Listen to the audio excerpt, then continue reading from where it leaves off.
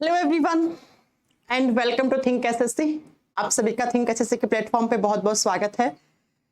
गौरव hello, Saurabh Kumar hello, Sanjay hello, Pankaj hello, उसके बाद है अंशु मिश्रा हेलो, कुमकुम सिंह, राहुल बेंसला, हाँ जी हेलो नमस्ते, कैसे हैं आप सब लोग? हाँ जी, आ जाइए फिर फटाक से लाइव अपनी आज की क्लास स्टार्ट करते हैं। और आज जैसा कि मैंने आपको लास्ट क्लास में बताया था कि हम नेक्स्ट क्लास से न्यू चैप्टर स्टार्ट करेंगे, और हमारा जो नया चैप्टर है आज उसका नाम है nervous system. Rana Rishikesh Singh ji hello, नमस्ते नमस्ते नमस्ते, खुश रहो खुश रहो। चलो, हमने कहा था कि नेक्स्ट क्लास में मैं आपको ना नेक्स्ट क्लास में नया चैप्टर स्टार्ट करवाऊंगी। ओहो, बहुत सारे बच्चे लाइव आ चुके हैं। अल्टमांस नवाब, ओके, आयुष सिंह, सौरभ कुमार, पंकज, राहुल, मैम मेरा नाम ले लो, शांत, ओके प्रशांत आपका नाम भी ले लिया। तो लास्ट क्लास में मैंने कहा था कि नेक्स्ट क्लास से हम नया चैप्टर स्टार्ट करेंगे, और जो नया चैप्टर है अपना उसका नाम है नर्वस सिस्टम, तंत्रिका तंत्र। अगर हम बात करते हैं ना वनडे कॉम्पिटिटिव एग्जाम में इस चैप्टर से बहुत सारे क्वेश्चंस बनते हैं। कुछ 5-7 क्वेश्चन आपको बताने वाली हूं, आप कहोगे यस मैम हमने देखे हैं ऐसे क्वेश्चंस। जैसे आपने देखा होगा एग्जाम में क्वेश्चन आता है कि आपको भूख लग रही है, प्यास लग रही है, तो ब्रेन का कौन सा हिस्सा उसको कंट्रोल करता है? आप कोई चीज सोच रहे हो तो वो ब्रेन का कौन सा हिस्सा आपको सोचने को मजबूर कर रहा है? आपकी याददाश्त कहां बन रही है, याददाश्त कहां स्टोर हो रही है, ब्रेन का कौन सा हिस्सा डैमेज हो जाए कि आपको एमनेसिया हो जाए। एमनेसिया का मतलब होता है टोटल लॉस ऑफ मेमोरी, आपकी याददाश्त ही गायब हो जाए। ऐसे करके बहुत सारे क्वेश्चंस एग्जाम में देखने को मिलते हैं। तो ये जो चैप्टर है इसको अपन 3 या 4 क्लास में खत्म करेंगे। हाँ जी गौरव साहब आप भी हो, बिल्कुल हिमांशु मलिक आप भी हो। हाँ जी, मैंने कहा इस चैप्टर को करने में 3 या 4 क्लास लगेंगी, लेकिन जब इस चैप्टर को आप कर लोगे ना, जितने भी वनडे कॉम्पिटिटिव एग्जाम में आपके सारे क्वेश्चंस आते हैं वो सब आपके बन जाएंगे। एसएससी में तो बहुत सारे क्वेश्चंस आते हैं इस चैप्टर में, इसलिए मैंने आपका थोड़ा सा जल्दी उठा लिया इस चैप्टर को। चलो सबसे पहले चैप्टर का मीनिंग समझते हैं। नर्वस सिस्टम, तंत्रिका तंत्र। नर्वस सिस्टम का मतलब होता है वो सिस्टम जो हमारे बॉडी को कंट्रोल एंड कोऑर्डिनेट करता है। जैसे अभी मैं यहां से चलकर यहां आ गई, तो यहां पर अब आने के बाद मेरे बॉडी का बैलेंस बन रहा है। जैसे अभी मैं नेक्स्ट सेंटेंस कौन सा बोलने वाली हूं, किस लैंग्वेज में बोलने वाली हूं, मेरे हाथ ने इस डायरेक्शन में मूवमेंट किया, मैं राइट कर रही हूं, बोर्ड पे कुछ लिख रही हूं। तो ये जो जितने भी सारी एक्टिविटीज हैं इनको कंट्रोल कौन कर रहा है? तो आपका नर्वस सिस्टम कंट्रोल कर रहा है। तो हमारे बॉडी में एक ऐसा सिस्टम है, हमें भगवान ने एक ऐसा सिस्टम दिया है जो हमारे बॉडी में जितनी भी सारी एक्टिविटीज होती हैं उन सारी एक्टिविटीज को कंट्रोल एंड कोऑर्डिनेट करने का काम करता है। कंट्रोल समझते हो, नियंत्रित करने का काम करता है। कोऑर्डिनेट का मतलब हो गया कि आपस में जो ऑर्गन्स के बीच में भी जो मैसेज जाते हैं ना उनको भी कंट्रोल एंड कोऑर्डिनेट करने का काम करता है। जैसे आपका हार्ट है, उससे बीट निकलती है, हृदय की धड़कन निकलती है, तो हार्ट बीट ऐसे निकल रही है, तो हार्ट बीट कितनी निकलेंगी वो सारा कौन कंट्रोल कर रहा है? आपका नर्वस सिस्टम कंट्रोल कर रहा है। तो हमारी बॉडी में ऑर्गन से बना हुआ एक ऐसा सिस्टम है जो हमारे बॉडी में जितनी भी सारी एक्टिविटीज होती है उन सारी एक्टिविटीज को कंट्रोल और कोऑर्डिनेट करवाता है, उन्हें समय समय पे करवाता है। ठीक है, अब जरा ध्यान से सुनो बच्चा कि इस सिस्टम के अंदर क्या क्या पढ़ते हैं। सबसे पहले जब हमारे सिस्टम की बात करते हैं, नर्वस सिस्टम की, तो हमारा जो नर्वस सिस्टम है ना वो 3 टाइप का होता है। आपको यहां से ना बहुत सारे क्वेश्चंस बनेंगे, तो प्लीज इसे ध्यान से समझने की कोशिश करना। यानी कि हमारा नर्वस सिस्टम वो 3 टाइप का होता है। कौन कौन सा? सबसे पहला है CNS। CNS का मतलब होता है central nervous system. Central nervous system, Hindi में आप लिखोगे केंद्रीय तंत्रिका तंत्र। जो सेंटर में है, जो आपके बॉडी के बीचों बीच है, सेंटर में है, केंद्रीय तंत्रिका तंत्र। अब सेंट्रल नर्वस सिस्टम का मतलब क्या है? ये आपका शरीर है, मान लो मेरा बॉडी है, इसके बीचों बीच जो सिस्टम है उसको सेंट्रल नर्वस सिस्टम कहते हैं। और इसके बीचों बीच आता है, ये आपका क्रेनियम है, कपाल है, इसके अंदर होता है आपका ब्रेन। तो सेंट्रल नर्वस सिस्टम 2 ऑर्गन से मिलकर बना हुआ होता है। एक तो ह्यूमन ब्रेन यानी कि दिमाग, आपका मस्तिष्क, और दूसरा दिमाग से पीछे की तरफ एक मोटी नस निकलती है, उस नस को हम कहते हैं स्पाइनल कोड। कितने बच्चों ने ये नाम सुन रखा है? स्पाइनल कोड, हिंदी में इसको बोलते हैं मेरुरज्जु। प्लीज बच्चों कमेंट मत करो, क्लास को पढ़ने में और कंसंट्रेट करो, क्योंकि बहुत अच्छा चैप्टर है, बहुत इंटरेस्टिंग चैप्टर भी है। आप अपने दिमाग के बारे में पढ़ रहे हो, है ना। बहुत सारी ऐसी बातें बताऊंगी जिस पर आपको यकीन भी नहीं होगा, लेकिन वो सच है। देखो, मैंने कहा सेंट्रल नर्वस सिस्टम कहाँ काम करता है? सेंटर में काम करता है। ये आपका बॉडी है, हम सबका शरीर ऐसा ही है, ठीक है। इसमें देखो आप ध्यान से कि बीचों बीच बॉडी के, अगर मैं बीचों बीच ऐसे दो हिस्सों में डिवाइड कर दूं तो यही लाइन बन रही है। तो सेंटर में एक तो ब्रेन हो गया आपका, ये दिमाग हो गया, और ब्रेन से देखो पीछे की तरफ ऐसे मोटी नस निकल रही है ना, ये मोटा जा रहा है ना एकदम पाइप सा, इसी को बोलते हैं स्पाइनल कोड। ऐसे आपका दिमाग है और इस दिमाग से पीछे की तरफ मोटी नस निकलती है, इसको बोलते हैं स्पाइनल कोड, मेरू रज्जु। तो एग्जाम में आता है सीएनएस, यानी कि सेंट्रल नर्वस सिस्टम कौन कौन से ऑर्गन से मिलकर बना हुआ है, यानी कि केंद्रीय तंत्रिका तंत्र कौन से दो अंगों से मिलकर बना हुआ है, तो आपको बताना है ब्रेन एंड स्पाइनल कोड। और मैं आपको बता दूं, वनडे एग्जाम में यही 2 से क्वेश्चन आते हैं, यही हमको डिटेल में पढ़ने हैं। दूसरे टाइप का जो हमारा नर्वस सिस्टम होता है उसको कहा जाता है पीएनएस, और पीएनएस का फुल फॉर्म होता है पेरिफेरल नर्वस सिस्टम। पेरिफेरल का मतलब क्या होता है बच्चा? जो परिधियों पे काम करता है। पेरिफेरल नर्वस सिस्टम हिंदी में बोलते हैं परिधीय तंत्रिका तंत्र। हिंदी में पूरा नाम लिख लेना, परिधीय तंत्रिका तंत्र। इसने सेंटर में काम किया, ये क्या पेरिफेरल काम करता है। जैसे आप देखो, ये आपका बॉडी है और आपके शरीर के अंदर इस तरीके से बहुत सारी नर्व्स का जंजाल होता है। ऐसे देखो, ऐसे जैसे मैंने आपको यहाँ पे सुई चुभोई सुई, तो यहाँ पे आपको दर्द फील हुआ। तो ये दर्द कैसे फील हुआ? दर्द की पहचान करवाता है ब्रेन, दिमाग, लेकिन यहां से लेकर इस दिमाग तक जो सिग्नल ले जाने का काम होता है ना, वो काम कौन करता है? हमारे बॉडी में बहुत सारी नर्व्स होती हैं, तंत्रिकाएं होती हैं, वो करती हैं। तो ये देखो, इस तरीके से ये पेरिफेरल, ये पूरा नर्व्स का जंजाल पड़ा है आपके बॉडी में। तो ये जो नर्व्स है, ये तंत्रिकाएं हैं, इन तंत्रिकाओं से मिलकर बना हुआ होता है, उसको पेरिफेरल नर्वस सिस्टम कहते हैं। अच्छा, इसको ऐसे समझो, कंप्यूटर है, कंप्यूटर का मॉनिटर हो गया, यानी कि जो कंप्यूटर का आपका जो ये कंप्यूटर का जो पूरा पार्ट है, हिस्सा, ये हो गया आपका ब्रेन, और कंप्यूटर से बहुत सारे वायर निकलते हैं, है ना, तो वो हो गया आपका पीएनएस, ठीक है। अब तीसरा जो आता है उसको बोलते हैं, इसको लिख लो पहले, पेरिफेरल नर्वस सिस्टम किसका बना हुआ होता है? ये नर्व्स का बना हुआ होता है, तंत्रिकाओं का जाल है। तंत्रिकाएं होती हैं इसमें बहुत सारी, कुछ ऐसी होती हैं जो सिग्नल इसके पास लेके आती हैं, कुछ ऐसी होती हैं जो सिग्नल इसके पास लेके आती हैं, वो बाद में हम पढ़ लेंगे। तीसरा आता है एएनएस, और एएनएस का मतलब होता है autonomous nervous system. Autonomous nervous system Hindi में बोलते हैं स्वायत्त तंत्रिका तंत्र, यानी कि आपके बॉडी में कुछ ऐसी रिएक्शंस होती हैं जो इनवॉलेंट्री होती हैं। इनवॉलेंट्री का मतलब होता है अनैच्छिक, जिस पर हमारा कोई कंट्रोल नहीं है, उनको कंट्रोल करने वाला सिस्टम। जैसे मैम एग्जांपल दो, भाई मैं अभी चल रही हूं, ऐसे मूवमेंट कर रही हूं, इस पे तो मेरा कंट्रोल है ना, है ना। मैं चाहूंगी तो इस हाथ को ऐसे डायरेक्शन में लेगी, मैं नहीं चाहूंगी तो इसको ऐसे रख लिया, इस पे मेरा कंट्रोल है। लेकिन मेरे बॉडी में ऐसी बहुत सारी एक्टिविटीज हैं, ऐसी बहुत सारी क्रियाएं हैं जिस पे मेरा कोई कंट्रोल नहीं है। मैम एग्जांपल, जैसे रेस्पिरेशन, क्या सांस लेने पे मेरा कोई कंट्रोल है? नहीं है। क्या जो मेरा हार्ट बीट कर रहा है उस पर मेरा कोई कंट्रोल है? नहीं है। कभी आपने सोचा है, अरे आज तो मैं ना हार्ट को बोलूंगा, आज के बाद हार्ट बीट ना बनाओ, 2 दिन अपने हार्ट को आराम करवाऊंगा? नहीं हो सकता ना ऐसा। तो ऐसी रिएक्शंस जिनको हम कंट्रोल नहीं कर सकते, वो कंट्रोल किससे होती हैं? वो एएनएस से होती हैं, वो हमारे बस की नहीं है, वो ऑटोनोमस नर्वस सिस्टम द्वारा कंट्रोल होती है। तो ह्यूमन नर्वस सिस्टम 3 पार्ट से बंटा हुआ होता है। एक जो सेंटर में काम करता है उसको सेंट्रल नर्वस सिस्टम, और सेंट्रल नर्वस सिस्टम में 2 ऑर्गन आते हैं। ये एग्जाम का क्वेश्चन है कि जो केंद्रीय तंत्रिका तंत्र होता है वो कौन कौन से ऑर्गन से मिलकर बना हुआ होता है, तो आपको बताना है brain and spinal cord. Next, peripheral nervous system, जो हाथ पांव से लेकर सारी की सारी नर्व्स आपके ब्रेन और स्पाइनल कॉर्ड तक आती हैं, यानी कि जो तंत्रिकाओं का जंजाल है, उस जंजाल को हम क्या बोलते हैं? जो वायर्स हैं, आप इसको समझ लो, तार है हमारे शरीर में बहुत सारे, तो वो पीएनएस कहलाता है। और ऐसी रिएक्शंस जिनको हम लोग चाह के भी कंट्रोल नहीं कर सकते, वो कंट्रोल होती है एएनएस के द्वारा, ऑटोनोमस नर्वस सिस्टम के द्वारा। तो 3 टाइप का नर्वस सिस्टम होता है।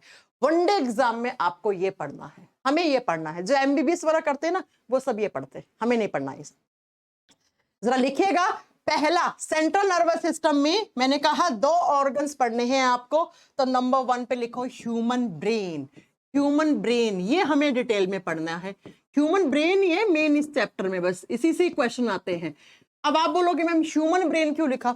भैया दिमाग तो गाय भैंस घोड़ा गधे में भी दिमाग है, लेकिन हमें उनके दिमाग के बारे में नहीं पढ़ना है, हमें हमारे दिमाग के बारे में पढ़ना है। क्यों? क्योंकि हम पढ़ रहे हैं ह्यूमन नर्वस सिस्टम। हमें गधे वधे के दिमाग पर रिसर्च नहीं करनी है, हमें सिर्फ हमारे दिमाग पे पढ़ना है। तो इसीलिए मैंने लिखा ह्यूमन ब्रेन, मानव मस्तिष्क। हिंदी में दिमाग लिख लो, मस्तिष्क लिख लो, है ना, ह्यूमन ब्रेन। अब ह्यूमन ब्रेन को हम बहुत डिटेल में पढ़ेंगे, इतना कि 3-4 क्लास लग जाएंगे इसको पढ़ने में। सबसे पहले जब हम ब्रेन के बारे में डिटेल में स्टडी करते हैं तो उस ब्रांच को हम बोलते हैं न्यूरोलॉजी। उस ब्रांच को हम बोलते हैं न्यूरोलॉजी। ऐसे डॉक्टर्स जो ब्रेन और ब्रेन से निकलने वाली जो पीछे की तरफ मोटी नस होती है, जिसको स्पाइनल कॉर्ड बोलते हैं, उस पर रिसर्च करते हैं, उनको न्यूरोलॉजिस्ट कहा जाता है। आपने देखा होगा कभी आपकी स्पाइनल कॉर्ड में दर्द होता है पीछे की तरफ, आपको सर्वाइकल दर्द होता है, तो आप किस डॉक्टर के पास जाते हो? आप न्यूरोलॉजिस्ट के पास जाते हो। आप किसको सर्च करते हो? न्यूरोलॉजिस्ट को सर्च करते हो, राइट। तो मैंने कहा कि ब्रेन के बारे में स्टडी करना न्यूरोलॉजी कहलाता है। और जो लोग इस ब्रांच पे या तो एमडी करते हैं या जो लोग पीएचडी वगैरह करते हैं, उनको हम न्यूरोलॉजिस्ट कह देते हैं आगे चल के। नेक्स्ट बात आती है कि ब्रेन की लोकेशन कहाँ है, आपका दिमाग कहाँ है। अगर मैं आपसे पूछूं आपका दिमाग कहाँ है, तो आप में से बहुत सारे बच्चे बोलेंगे मैम ये दिमाग है। अरे ये दिमाग नहीं है, ये फोरहेड है, माथा है। ये जो आपको मैंने पढ़ाया था ना कि ये क्या है, ये है क्रेनियम। क्रेनियम का मतलब क्या होता है? कपाल, बिलो क्रेनियम। ये जो क्रेनियम है ना बच्चा, इस कपाल के नीचे दिमाग है। आपके दिमाग को प्रोटेक्शन देने के लिए भगवान ने आपको ये क्रेनियम दिया। तो क्रेनियम के नीचे दिमाग है। ये आपका क्रेनियम यानी कि खोपड़ी, ये फूटेगी तो इसके अंदर बहुत सारा खून निकलेगा। 1.5 से 2 लीटर खून अकेला खोपड़ी में ही होता है। उसके बाद उसके अंदर आपका दिमाग निकलेगा और वो दिमाग कुछ ऐसा सा होगा, वो दिमाग कुछ ऐसा सा होगा, देखो। और इस दिमाग से ये जो पीछे की तरफ ये जो निकल रही है ना, इसको स्पाइनल कॉर्ड बोलते हैं।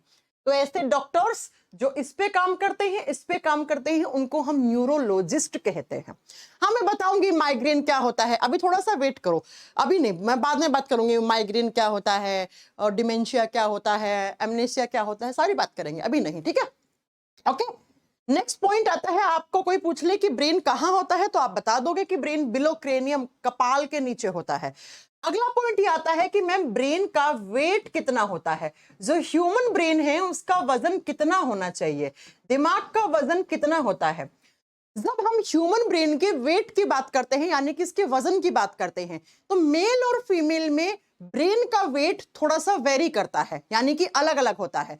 जब एक अडल्ट मेल के दिमाग की यानी कि लड़कों के दिमाग की बात करती हूं तो वो होता है 1400 टू 1450 ग्राम, इतना। और लड़कियों के अंदर अगर मैं फीमेल्स की बात करती हूं तो लड़कियों के अंदर जो दिमाग है उसका वजन होता है 1300 से लेकर 1350 ग्राम। अब आप में से कुछ बच्चे बोलेंगे मैम लड़कियों में दिमाग कम होता है।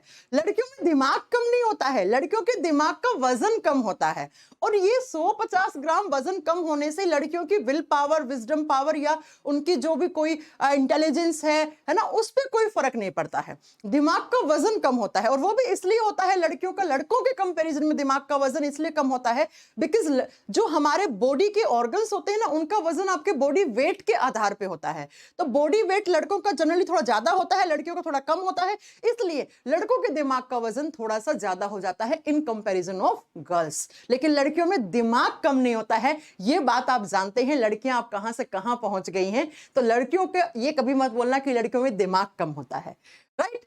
चलो, ये हो गया दिमाग के वजन की बात। अब आप जब छोटे बच्चे थे ना, तब आप में जो दिमाग का वजन था ना वो था 300 से 400 ग्राम, यानी कि बच्चे के दिमाग का जो वजन होता है वो 300 से 400 ग्राम के बीच में होता है। अगर ये बच्चा आगे चलकर अडल्ट मेल बना तो इतना, फीमेल बना तो इतना। मैं एक बार फिर से क्लियर कर दूं, दिमाग कम नहीं होता है लड़कियों में, दिमाग का वजन कम होता है, और वजन कम होने से कोई फर्क नहीं पड़ता, बिकॉज लड़कियों के लिए इतना सफिशियंट है, इतना बहुत है लड़कियों के लिए, ठीक है। इतने दिमाग के वजन में भी कहां से कहां लड़कियां पहुंच गई है ना। चलो अब बात करते हैं नेक्स्ट पॉइंट पे कि मैम जो दिमाग होता है ना, यानी कि आपका जो ब्रेन होता है ना, ये ब्रेन कैसे काम करता है, इसके बारे में सारे पॉइंट आपको लिखने हैं। सबसे पहले मैं कुछ बातें आपको ब्रेन के बारे में बता दूं। एक एग्जाम में क्वेश्चन आता है कि ब्रेन के अंदर कौन सा मिनरल सबसे ज्यादा पाया जाता है। मिनरल्स का मतलब होता है खनिज तत्व, जैसे पोटेशियम, सोडियम, एक्सेट्रा एक्सेट्रा। हमारे ब्रेन के पास सबसे ज्यादा सोडियम होता है। जो सिग्नल्स ट्रांसफर होते हैं ना अपने बॉडी में, उन सिग्नल्स को ट्रांसफर करने के लिए सोडियम ज्यादा चाहिए होता है, इसलिए हमारे ब्रेन के पास सोडियम सबसे ज्यादा होता है। नेक्स्ट पॉइंट, अगर मैं बात करूं कि हमारे ब्रेन के पास कौन से न्यूट्रिएंट ज्यादा होता है।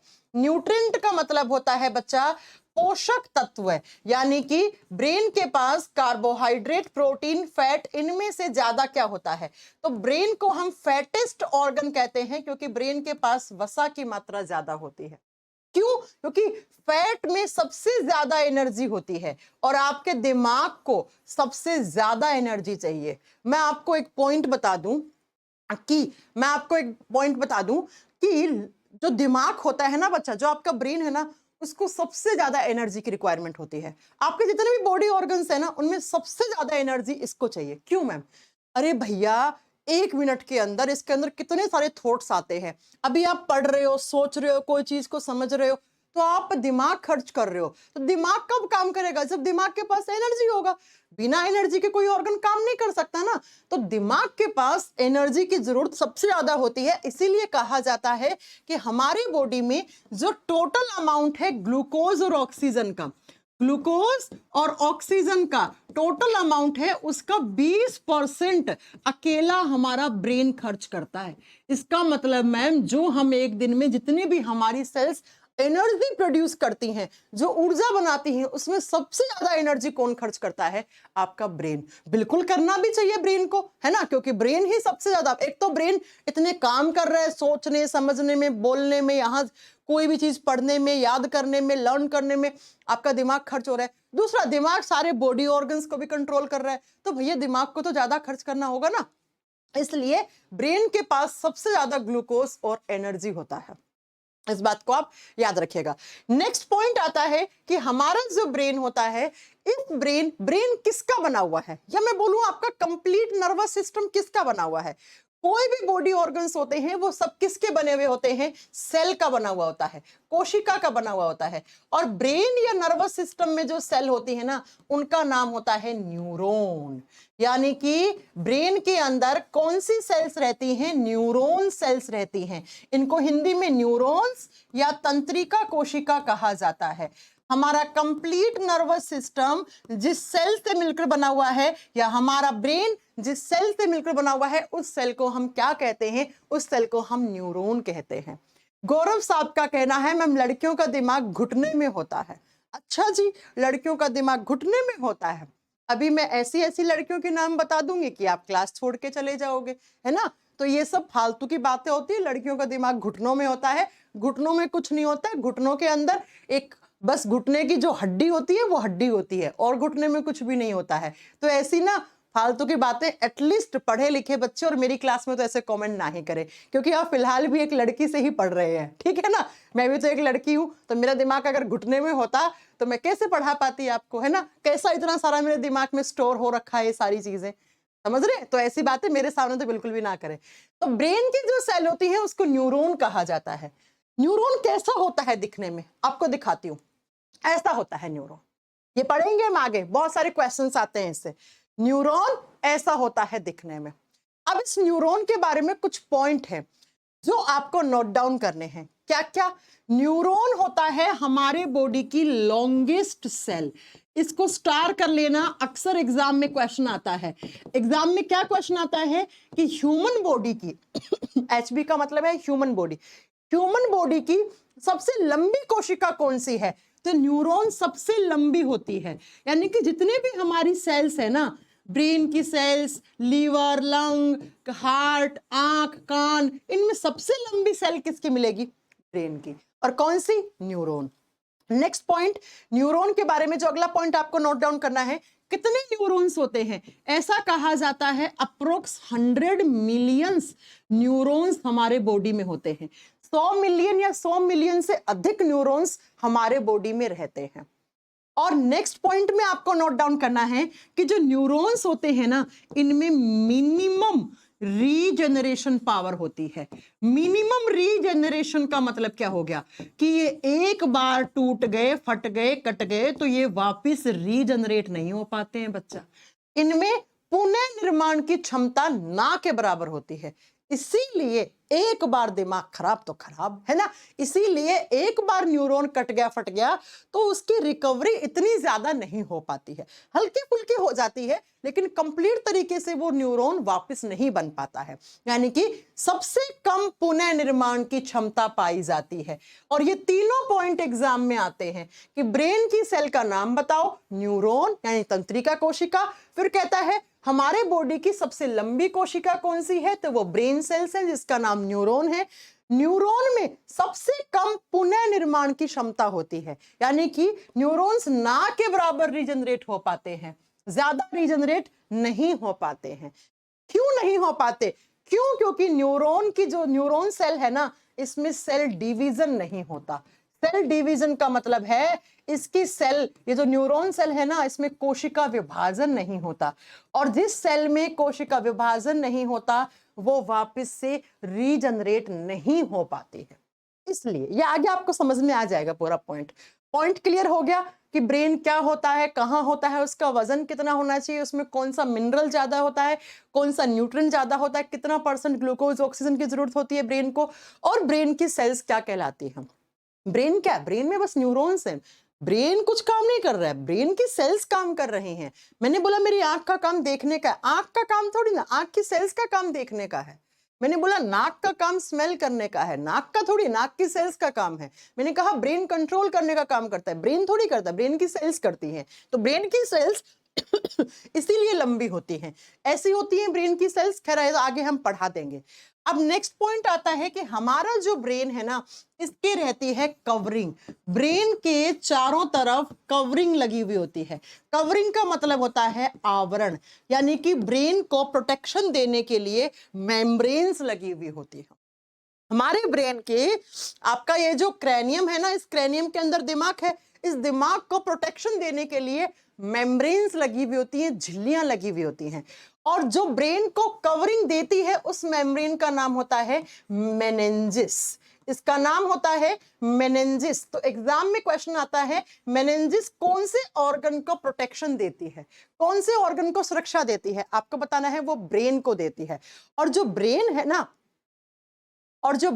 ना, वो किस प्रकार का प्रोटेक्शन, आपके दिमाग में कोई वायरस, कोई बैक्टीरिया ना घुस जाए। जैसे मैं आपको बताऊं कि हम लोग क्या करते हैं, हमें कोई कोरियर भेजना है तो कोरियर को हम क्या करते हैं, थैली में लपेट के और उसके बाद हम कोरियर बॉय को दे देते हैं। ठीक ऐसे तरीके से हमारा ब्रेन के चारों तरफ ऐसे मेम्ब्रेन जैसी स्ट्रक्चर लगी हुई होती है, झिल्ली लगी हुई होती है, उसी झिल्ली को हम मेनिंजिस कहते हैं। और ये मेनिंजिस है ना, ये 3 लेयर से बनी हुई होती है, इसमें 3 परत होती है। ब्रेन की मेनिंजिस, मेनिंजिस तो इस पूरी स्ट्रक्चर को नाम दे दिया, लेकिन ये 3 परत से बनी हुई होती है। कैसे? देखो यहाँ पे इस फोटो को देखो आप तो समझ में आएगा। ये रहा आपका ब्रेन, ये रहा आपका ब्रेन, और इस ब्रेन के चारों तरफ इस तरीके से ये लगी हुई मेम्ब्रेन, और इसी मेम्ब्रेन को आगे डिटेल में यहां पढ़ा है। ये पहला मेम्ब्रेन जिसको पिया मीटर कहते हैं, ये दूसरा आर्केनोइड, आर्केनोइड का मतलब होता है मकड़ी का जंजाल, वैसी होती है ये। और जो तीसरी होती है इसको बोलते हैं ड्यूरामीटर, और उसके बाद ये आपका क्या है, क्रैनियम, स्कल, खोपड़ी है ये। इस खोपड़ी के अंदर मैंने कहा ना मेम्ब्रेन निकलेंगी, और मेम्ब्रेन जो निकलती है उसको मेनिंजिस कहते हैं। इन तीनों लेयर को मिला के हम मेनिंजिस कहते हैं।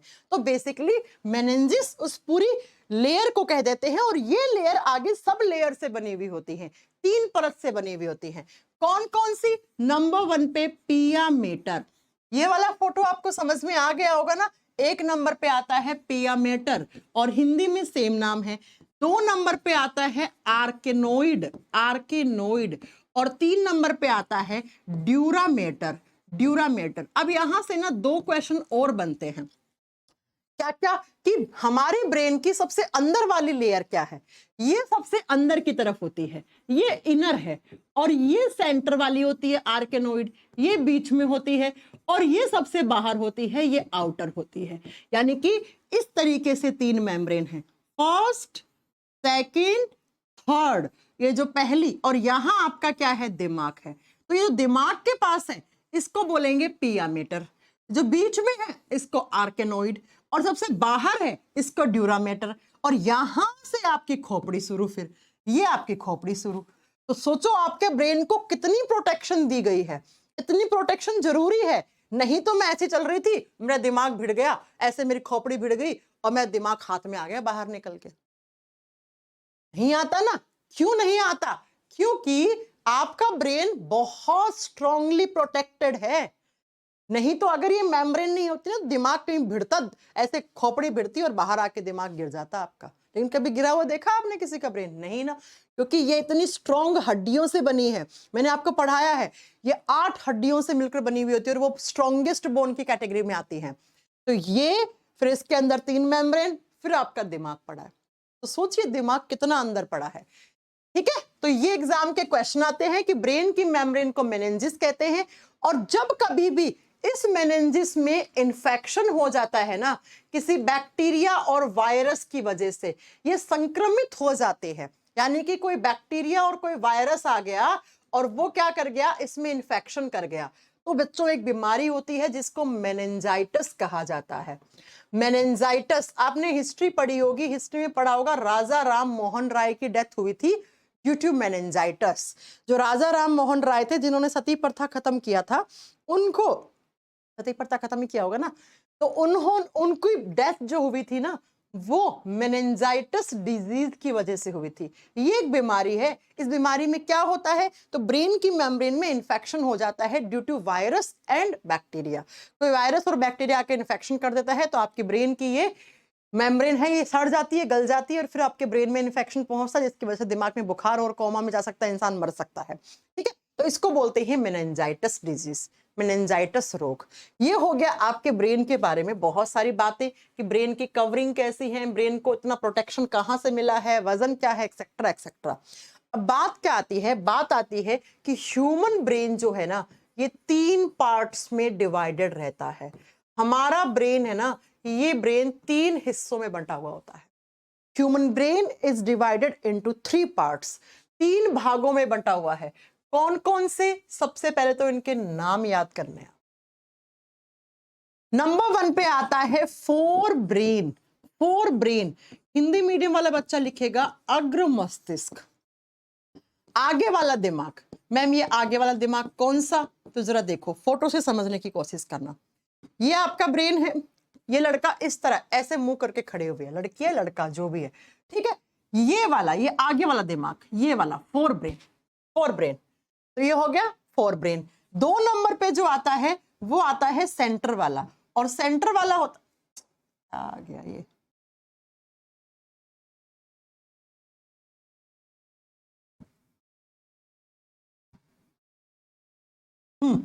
जो बीच में होता है उसको कहा जाता है mid brain. Mid brain Hindi में लिखा जाता है मध्य मस्तिष्क।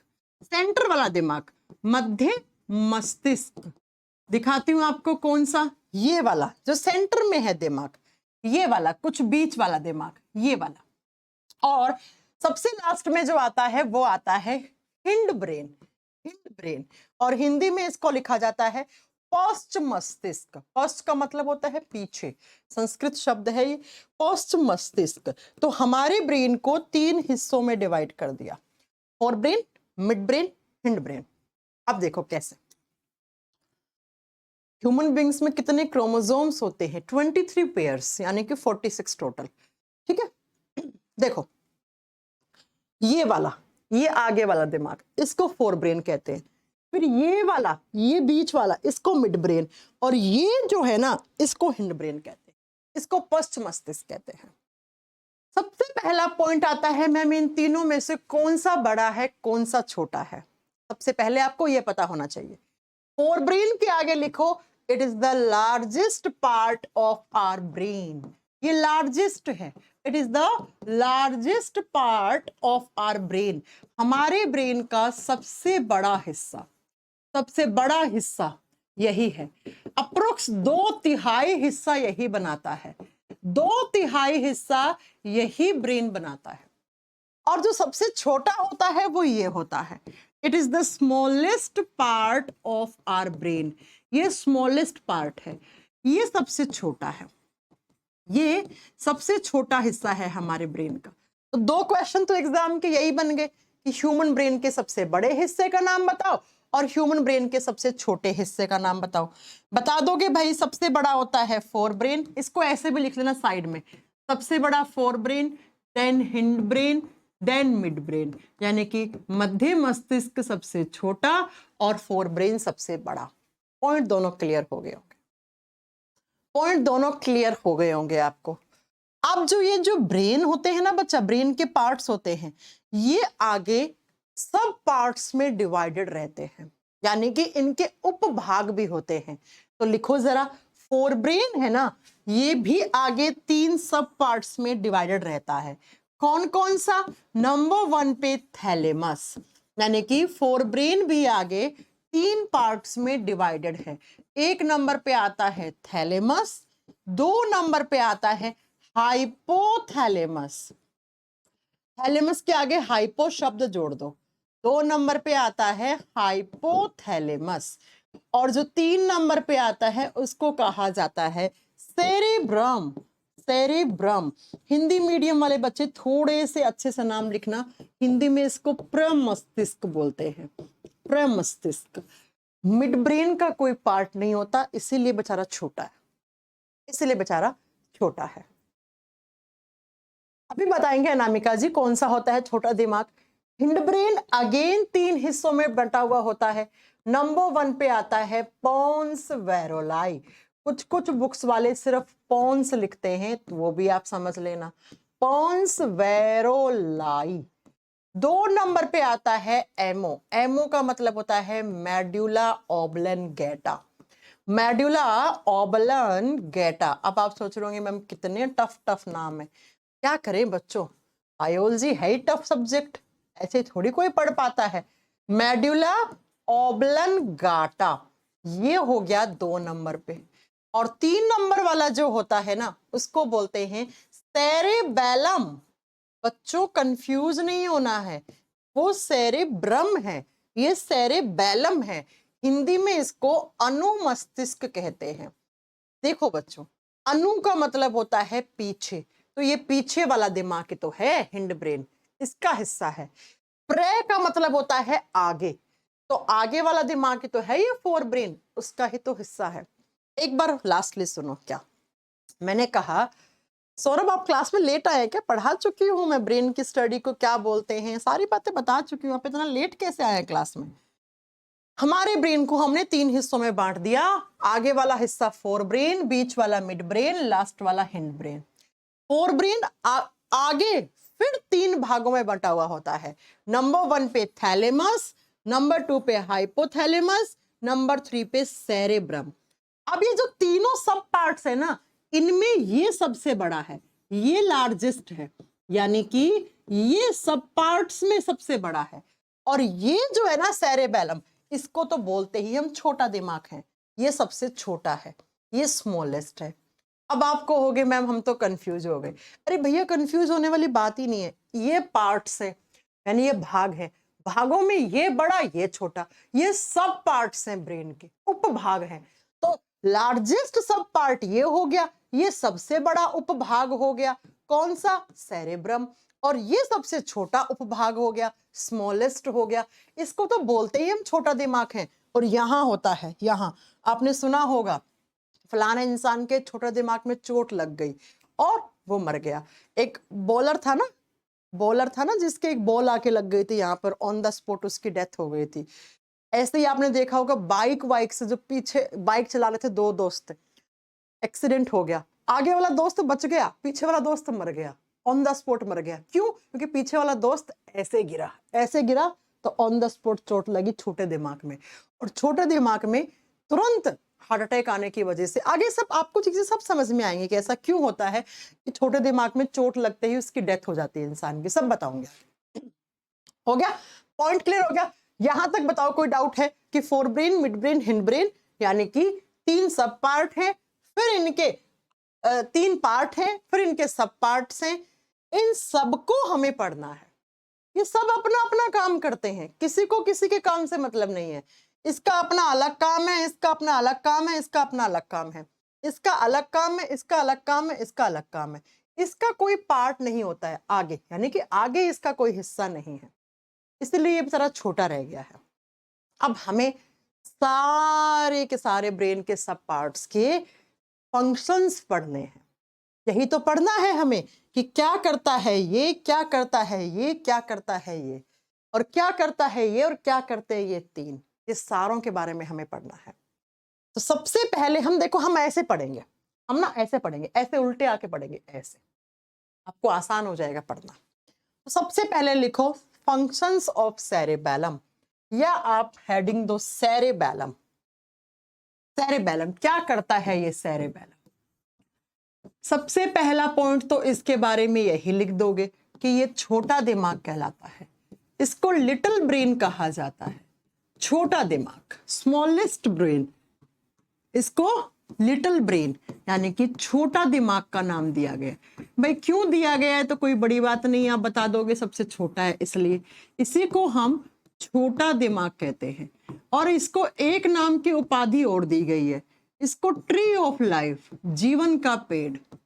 यानी कि जैसे पेड़ सीधा खड़ा है, वैसे जब तक ये है तब तक आप सीधा खड़े हो, जब तक ये गया यानी कि सेरेबेलम गया, उस दिन आप नीचे गिर के पड़ के मर जाओगे। अभी सारी बातें समझ में आ जाएंगी। 2 पॉइंट समझ में आ गए। कौन से ब्रेन का हिस्सा है ये? पीछे वाले दिमाग का हिस्सा है। कहाँ होता है मैम? अभी आपको दिखाते हैं ये कहाँ होता है। ये रहा आपका छोटा दिमाग। इस फोटो में आप, चलो इसको थोड़ा सा जूम करके आपको दिखाती हूं तो और अच्छे से समझ में आएगा। ये रहा आपका छोटा दिमाग, ये दिख रहा है पीपल के पेड़ के पत्ते जैसा, ये रहा छोटा दिमाग। ये रहा, इसको दिखा रखा है ना, ये रहा सेरेबेलम, ये रहा छोटा दिमाग। समझ में आ गई मेरी बात? तो ये छोटा दिमाग है, ये क्या काम करता है? नाम में छोटा, काम बहुत बड़े है इसके। जरा लिखो ये क्या क्या काम करता है। सबसे पहले लिखो, फिर हम समझाएंगे आपको। FN का मतलब है फंक्शंस, इसके कार्य क्या क्या है। सबसे पहला, ये आपके बॉडी बैलेंसिंग का काम करता है, शरीर पर संतुलन बनाने का काम कर रहा है। लिख दीजिए बॉडी बैलेंसिंग का। बॉडी बैलेंसिंग का मतलब कोई भी एक्टिविटी कर रहे हो, साइकिल चला रहे हो, गाड़ी चला रहे हो, बैलगाड़ी चला रहे हो, यानी कि खड़े हो, बैठे हो, सो रहे हो, गिर नहीं रहे हो, पड़ नहीं रहे हो, यानी कि आपके बॉडी का बैलेंस है। मैं सीधी खड़ी हूं, अभी गिर नहीं रही, क्योंकि मेरा थोड़ा दिमाग सही है भैया, अभी तक मेरे बॉडी का बैलेंस बना हुआ है। तो इसको लिखो शरीर पर संतुलन बनाने का काम। पहला फंक्शन, शरीर पर संतुलन बनाने का काम करता है बॉडी बैलेंसिंग। अब वो बैलेंसिंग कहीं भी हो सकती है।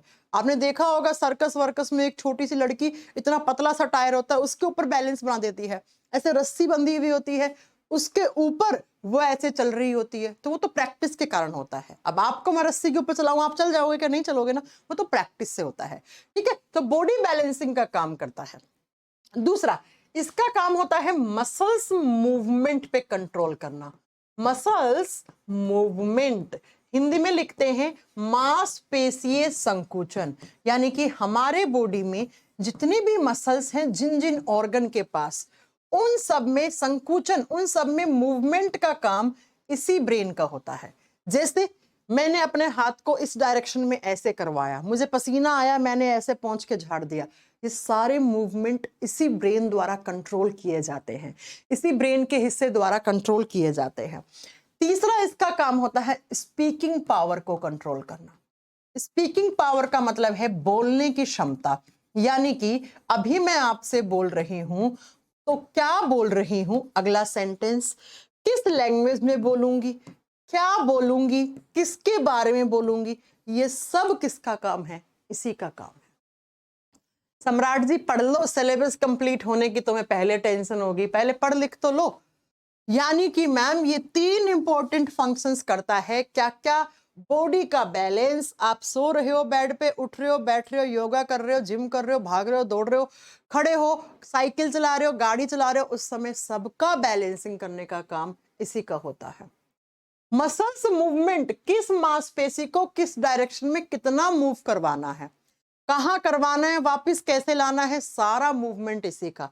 और स्पीकिंग पावर, यानी कि किससे क्या बात करनी है, किस लैंग्वेज में करनी है, कितना करना है, क्या सेंटेंस बोलना है, कौन सा कथन बोलोगे, किससे कैसे बात करोगे।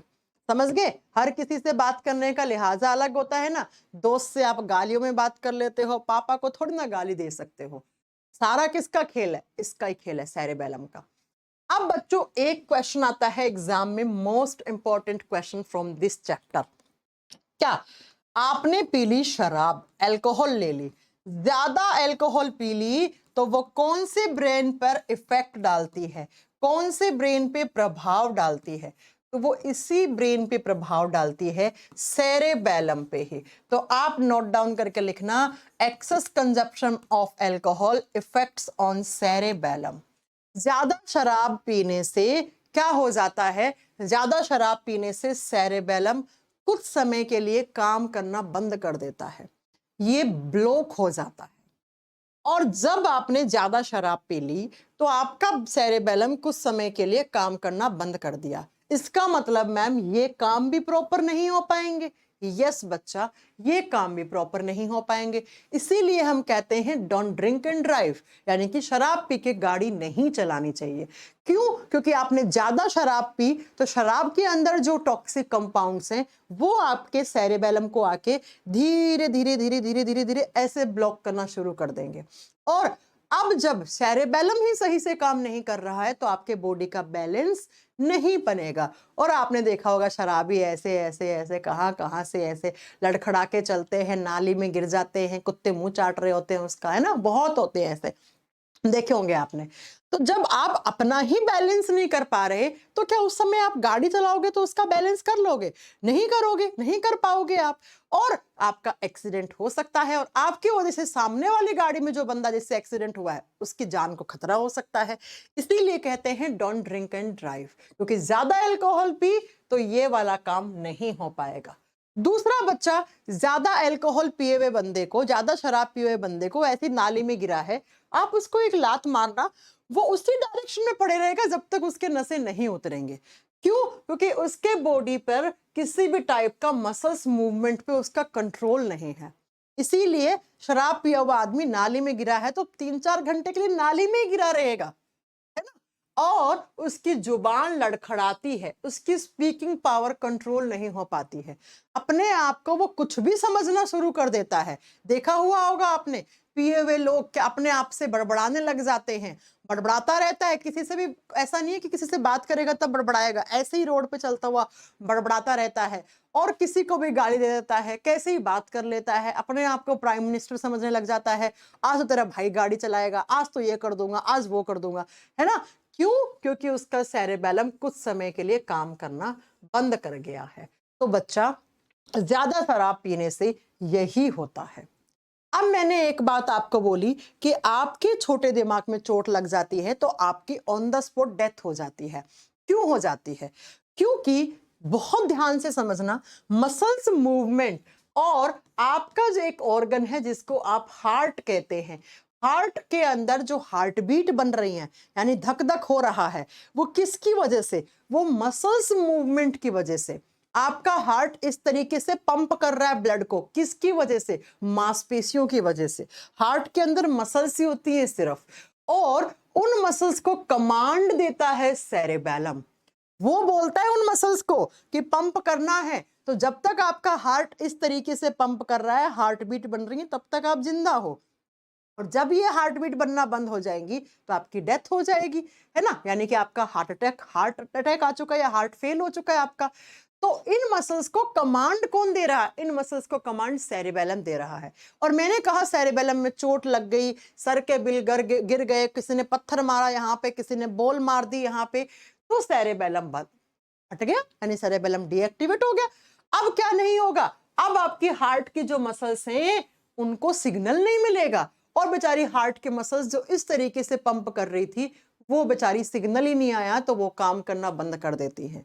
इसका मतलब आपके हार्ट ने काम करना बंद कर दिया, इसका मतलब आपके हृदय से धड़कनों का बनना बंद हो गया, इसका मतलब आपका हार्ट फेल हो गया, हार्ट अटैक आ गया, आपकी डेथ हो गई। इसीलिए हम कहते हैं इसको ट्री ऑफ लाइफ, यानी कि जब तक ये है आप सीधे खड़े हो। ये गया, पेड़ को काट दिया, पेड़ की शाखाओं को, पेड़ की जड़ों को काट दो, पेड़ गिर जाएगा नीचे। ऐसे ही इसको काट दो, आप नीचे गिर जाओगे। बात समझ में आ गई? इसीलिए हम कहते हैं कि अगर किसी इंसान के छोटे दिमाग में चोट लग गई तो वो इंसान मर जाता है। क्यों मर जाता है? Due to heart attack. उसको उस समय on the spot heart attack भी आ गया, उसके हार्ट की मसल्स बिल्कुल ही काम करना बंद कर गई, उसके हार्ट में जो हार्ट बीट होती हैं, जो हृदय की धड़कन होती हैं, उनका बनना बंद हो जाता है। इसलिए ऐसा हो जाता है, इसलिए ऐसा हो जाता है। ठीक है, चलो तो समझ में आ गया किसके बारे में। आपको ये एग्जाम में क्वेश्चन बहुत आता है कि ज्यादा शराब पीने से ब्रेन के किस हिस्से पे इफेक्ट डलता है, बॉडी बैलेंसिंग का काम कौन करता है, स्पीकिंग पावर को कौन कंट्रोल करता है, और मसल्स मूवमेंट को कौन कंट्रोल करता है, किसको छोटा दिमाग कहते हैं। हाँ, कभी कभी कोमा में भी चले जाते हैं छोटे दिमाग में चोट लगने से, कोमा में भी चले जाते हैं। कोमा आगे बताएंगे क्या होता है। ये आपने सेरेबेलम का फंक्शन पढ़